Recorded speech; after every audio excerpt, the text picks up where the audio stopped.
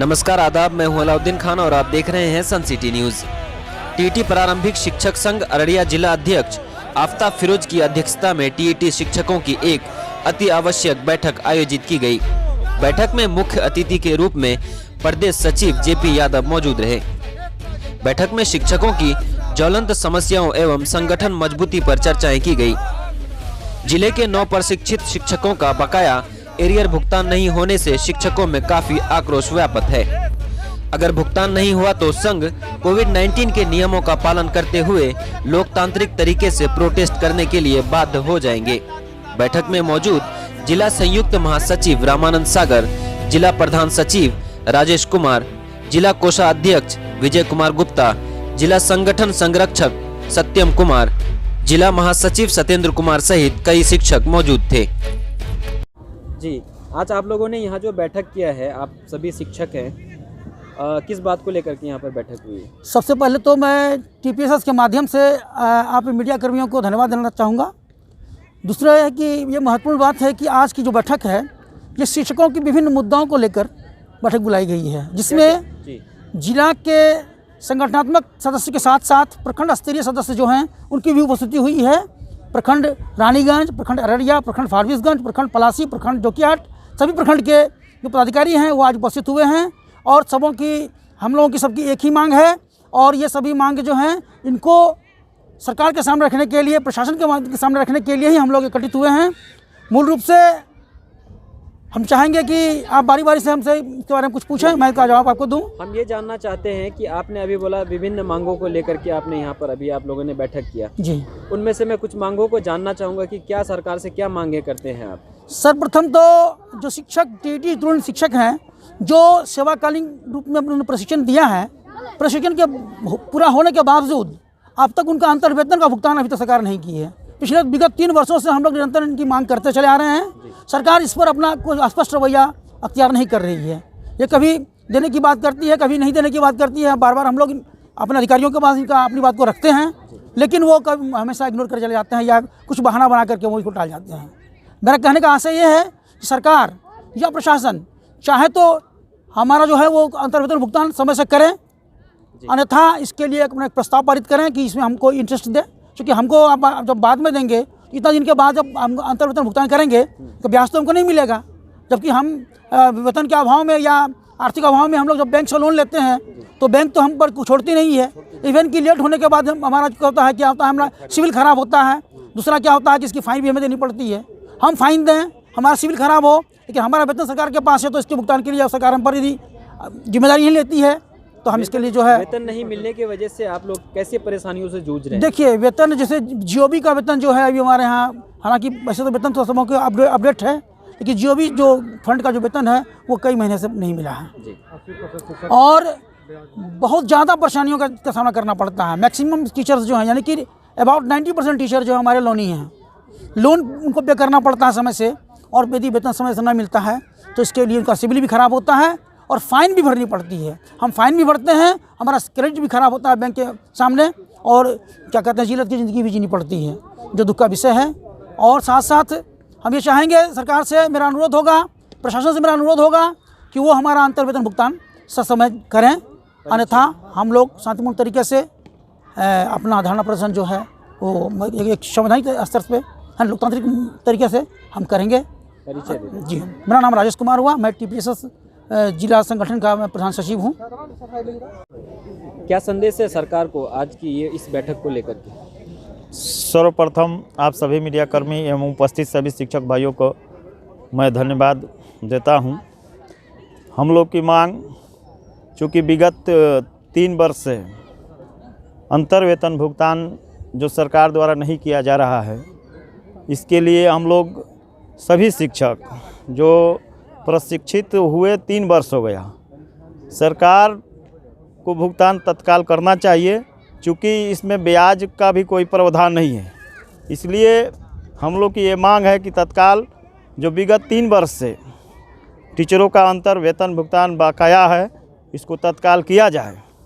और जो इंडेक्स 3 की बाध्यता है वो भी मेरी मांग है कि इसको ख़त्म किया जाए, चूँकि जो 2013, 14, 15, 16 जो बहाली हुई जो एनसीटी के मानक को हम लोग पूरा करते हुए बहाल हुए हैं, उसके बाद हुई इंडेक्स की बाध्यता के चलते सीनियर जूनियर जो चूँकि 2013, 14 और 15, 16 में जो बहाली हुई है वो सबका स्केल एक बराबर कर दिया गया है। चूँकि इसलिए मेरा सरकार से मांग है कि इंडेक्स की बाध्यता को ख़त्म किया जाए। परिचय आपका? जयप्रकाश यादव, प्रदेश सचिव TPSS। मैं आपके मीडिया के माध्यम से सरकार को यह संदेश देना चाहते हैं कि सरकार ने तो सब कुछ नियम बना रही है, लेकिन जो कह रही है वो करती नहीं है, जो करती है वो कहती नहीं है, कहती कुछ और है, करती कुछ और है।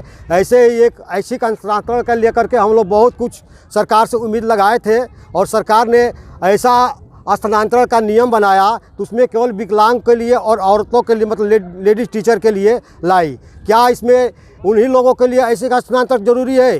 देखिए, हम इन सरकार से तो यह उम्मीद किए थे कि जो वैकेंसी अभी करा रही है इससे पहले ऐसी स्थानांतरण करा दी होती तो हम लोग अपने अपने स्थान पर चले गए होते, जितना जाना था चले गए होते। उसके हिसाब से वो हर जिला से रिक्तियाँ मांगती और रिक्तियाँ मांग करके उस हिसाब से सभी जिलों में अपने शिक्षकों को बैठाती, मतलब कार्यभार देती करने के शिक्षण करने के लिए।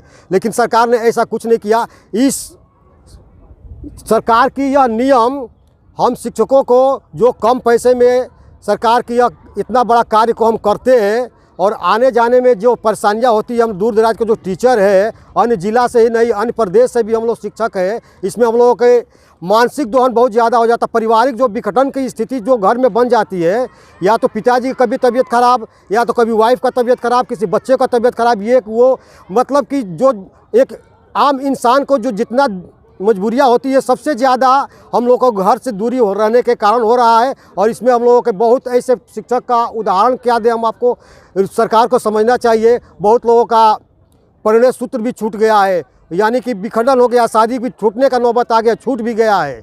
लेकिन कोई क्या करे भैया, सरकारी नौकरी का लालच है, लालीपाप है, कोई अपने लालीपाप को नहीं छोड़ना चाह रहा है।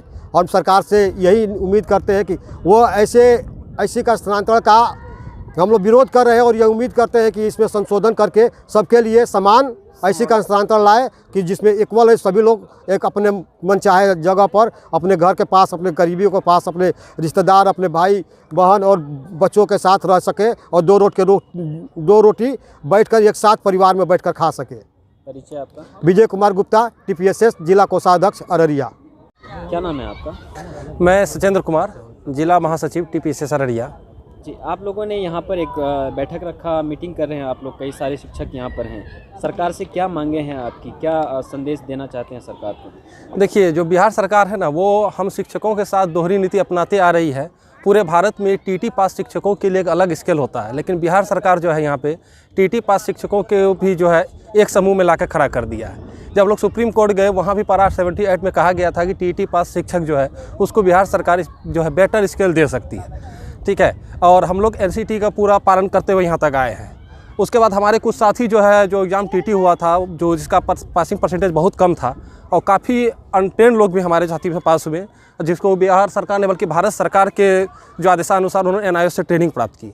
अब यहाँ फर्क क्या पड़ रहा है कि NIOS से ट्रेनिंग लेने के पश्चात अगर हम B.Ed करना चाह रहे हैं तो IGNOU जो है वहाँ पे हमारी डिग्री को मान्य नहीं दे रही है। तो एक तरफ NCT का बिहार सरकार पालन करती है कि नहीं, आप जो है NCT गाइड के अनुसार जो है आप B.Ed नहीं कर सकते हैं क्योंकि आप जो है फेस टू फेस मोड पे जो है DLED नहीं किए। लेकिन दूसरी तरफ जो NCT कह रही है कि TT वाले बेहतर शिक्षक हैं उसको बेटर स्केल दिया जाए, वहाँ पे उसका पालन नहीं कर रही है। तो ये सरकार ये दोहरी नीति अपनाई है। उसके बाद हम लोगों का जो इंडेक्स था लाकर तीसरा इंडेक्स पे लाकर रोक दिया है। यानी सरकार हर तरह से हम TT शिक्षकों का शोषण कर रही है, जिसके कारण जो है हम लोगों को आंदोलन की ओर आना पड़ता है। फिलहाल हम लोग कोविड का पूरा पालन कर रहे हैं। कोविड समाप्ति के पश्चात हम लोग भरपूर तरीके से, जोरदार तरीके से सरकार के सामने आंदोलन करेंगे। सर, यहाँ पर जो आप लोगों ने बैठक रखा आज, क्या फैसला लिया आप लोगों ने इस बैठक में? देखिए सर, विभिन्न मुद्दों पर जो चर्चा की गई, जो कि बारी बारी से आपको मीडिया के माध्यम से आपको बताया गया। तेज बोलो। और एक मैटर एक ये भी है कि जब गवर्नमेंट ने शिक्षक नियमावली की 2012 के तहत यदि TT शिक्षक को बहाल की, उस समय लिखा हुआ है कि जो स्नातक ग्रेड के टीचर हैं वो बेसिक ग्रेड के टीचर से बरी होंगे, ठीक। और उस बहाली के समय जो है कि जो स्नातक ग्रेड के टीचर थे उनका पेमेंट था 11,000 रुपये, और जो 2001 से लेकर जाए 2003, 2006, 2007 जो चरणबद्ध तरीके से 2010 तक जो भी बहाली हुई, उनका पेमेंट था 9,000 रुपये। वहाँ पे तो पेमेंट में अंतर था, लेकिन 2015 में जब इनको वेतनमान दिया गया, चाइनीज़ वेतनमान जो मिला, उसमें क्या हुआ कि टीटी शिक्षकों के साथ और जो शिक्षा मित्र जो टीचर हैं, उनमें जो है कि 2 प्रकार की दोहरी नीति का प्रयोग किया गया।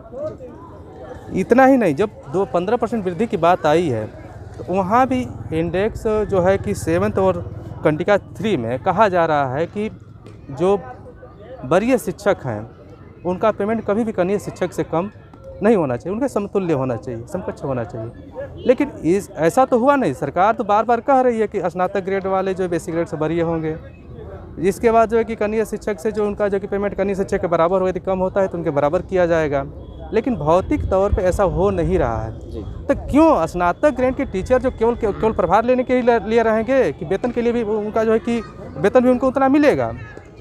हमारी यही मांग है सरकार से कि कनीय शिक्षक के बराबर पेमेंट मिले हमको, कनीय शिक्षक से हमको कम ना मिले। यदि स्नातक कह के हमको वरीय कह रहे हैं तो वरीय रखा जाए हमको। आपके चैनल से मैं पहले सभी शिक्षक साथी विद्यान लोगों को नमस्कार करना चाहता हूं। मेरा उद्देश्य सरकार से ही मांगे, हम लोग को जो इंडेक्स 3 का जो बाध्यता क्या है, जो ट्रेनिंग से पहले हम लोग इंडेक्स 3 में थे और ट्रेनिंग के बाद भी फिर जाकर के वही इंडेक्स 3 की बाध्यता कर दिया, वह बाध्यता को हटा दिया जाए, ताकि हम लोग को जो आर्थिक लाभ हानि हो रही है अभी, वह हानि नहीं होकर के थोड़ा सा लाभ हो हम लोगों का और जीवन सुखमय हो जाए।